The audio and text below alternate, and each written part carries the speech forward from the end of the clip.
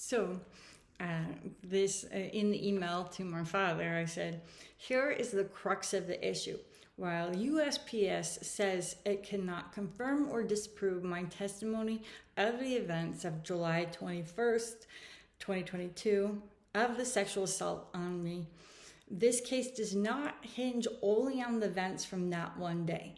This never has been about that one sexual assault or the events that happened only on that day.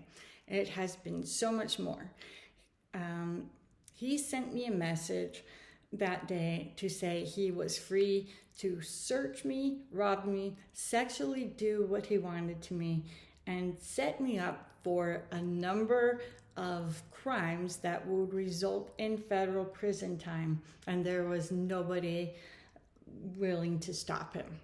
So, yeah, when something happens at USPS, that immediately puts it into the federal crime territory, which is why there is so much more at stake at these.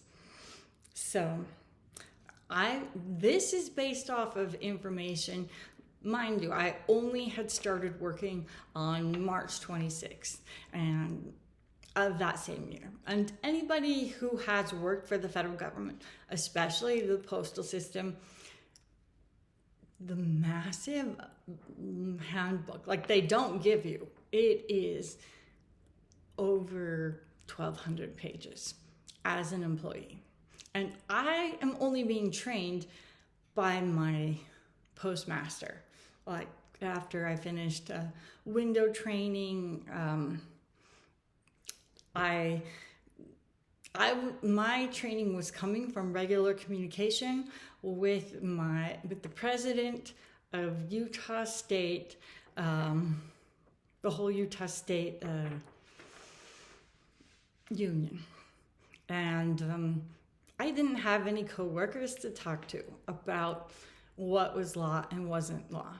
And this is what Annette Henning, who was the president of the postal workers, told me, was that that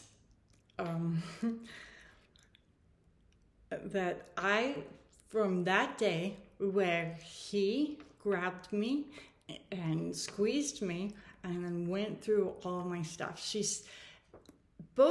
all the agencies involved kept telling me I needed to keep going in, and that there wasn't going to be necessarily any cameras, any protection, that I just had to keep showing up for work.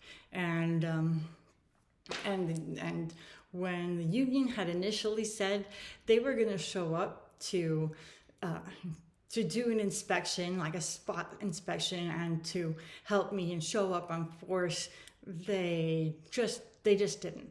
And I have the entire like list of all of that. But Annette Henning told me that the post office was federal property, that every day I would continue to go into work, I should never ever park anywhere on the federal property and never bring a purse or anything into work with me, because that was fair game for my postmaster to search me. And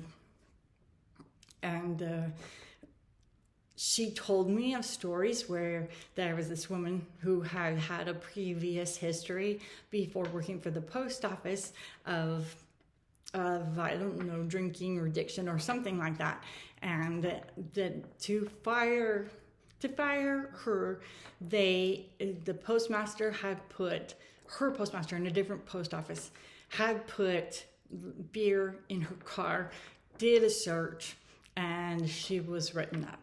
And so she's like, do not for any reason park on the post office property. So it was a lot of stress and tension for me to keep going in.